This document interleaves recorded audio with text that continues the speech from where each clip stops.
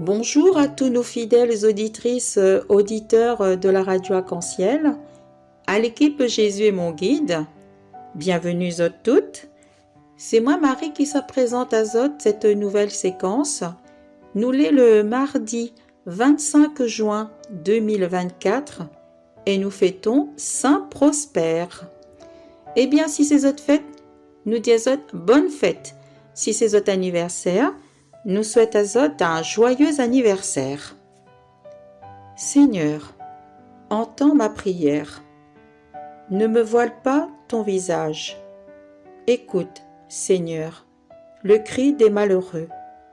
Seigneur, tu as fondé la terre et les cieux sont l'ouvrage de tes mains.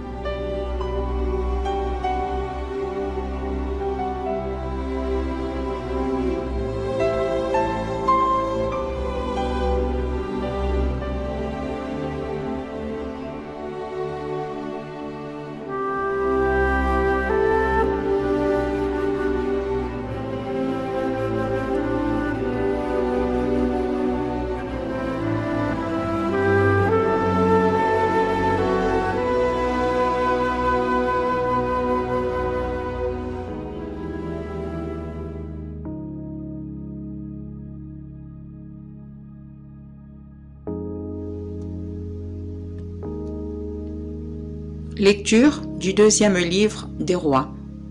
En ces jours-là, Sennachérib, roi d'Assur, envoya des messagers dire à Ézéchias: « Vous parlerez à Ézéchias, roi de Juda, en ces termes: Ne te laisse pas tromper par ton Dieu, en qui tu mets ta confiance, et ne dis pas: Jérusalem ne sera pas livrée aux mains du roi d'Assur.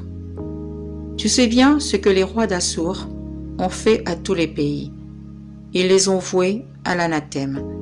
Et toi seul, tu serais délivré? » Ézéchias prit la lettre de la main des messagers. Il la lut. Puis, il monta à la maison du Seigneur, déplia la lettre devant le Seigneur. et devant lui, pria en disant: Seigneur, Dieu d'Israël, toi qui sièges sur les kéroubim, tu es le seul Dieu de tous les royaumes de la terre. C'est toi qui as fait le ciel et la terre. Prête l'oreille, Seigneur, et entends. Ouvre les yeux, Seigneur, et vois. Écoute le message envoyé par Sennachérib pour insulter le Dieu vivant. Il est vrai, Seigneur, que les rois d'Assur ont ravagé les nations et leur territoire et brûlé leurs dieux. En réalité, ce n'étaient pas des dieux, mais un ouvrage de main d'homme, fait avec du bois et de la pierre. C'est pourquoi ils ont pu les faire disparaître. Maintenant, je t'en supplie, Seigneur, notre Dieu, sauve-nous de la main de Sennachérib. Et tous les royaumes de la terre sauront que tu es Seigneur, le seul Dieu.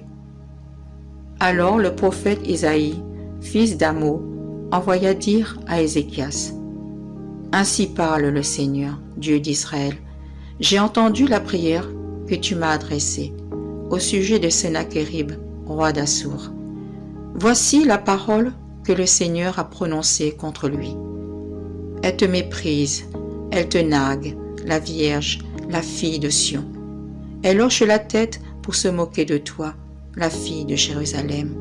Oui, un reste sortira de Jérusalem et des survivants de la montagne de Sion.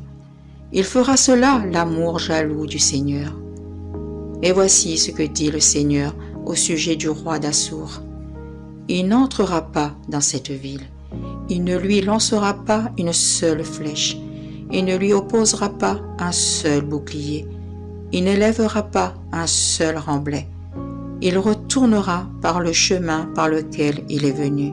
Non, il n'entrera pas dans cette ville. Oracle du Seigneur. Je protégerai cette ville, je la sauverai à cause de moi-même et à cause de David mon serviteur. La nuit même, l'ange du Seigneur sortit et frappa 185 000 hommes dans le camp assyrien. Le matin, quand on se leva, ce n'était que des cadavres. Sennachérib, roi d'Assur, plia bagage et s'en alla. Il revint à Ninive et y demeura. Parole du Seigneur, nous rendons grâce à Dieu.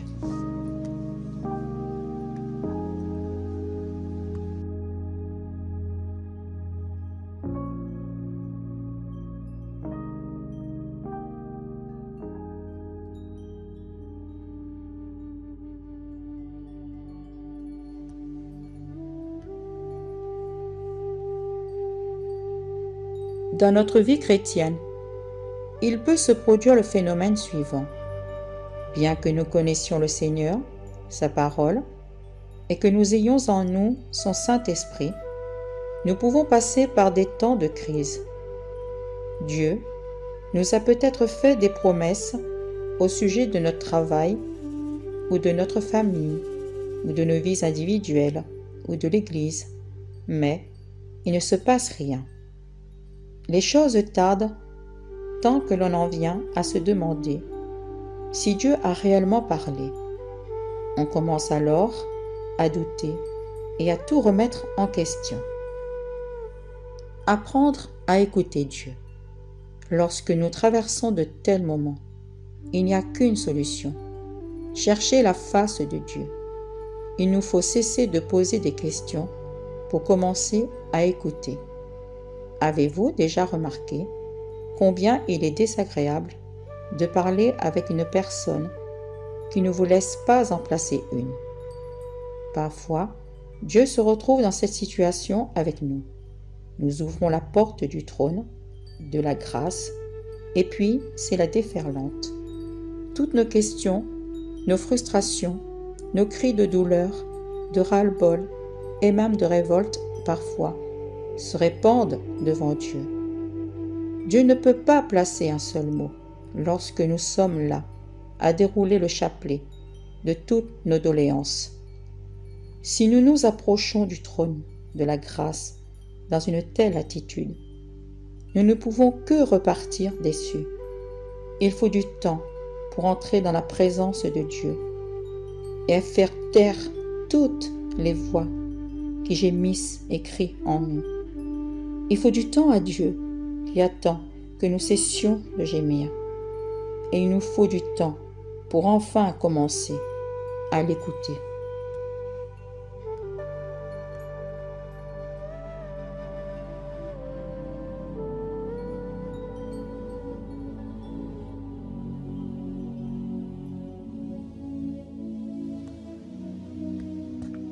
Psaume 47. La ville du Seigneur, Dieu la fermera pour toujours. Il est grand, le Seigneur, hautement loué, dans la ville de notre Dieu. Sa sainte montagne, altière et belle, joie de toute la terre. La montagne de Sion, c'est le pôle du monde, la cité du grand roi. Dieu se révèle en ses palais, vraie citadelle. Dieu, nous revivons ton amour au milieu de ton temple. Ta main droite qui donne la victoire réjouit la montagne de Sion.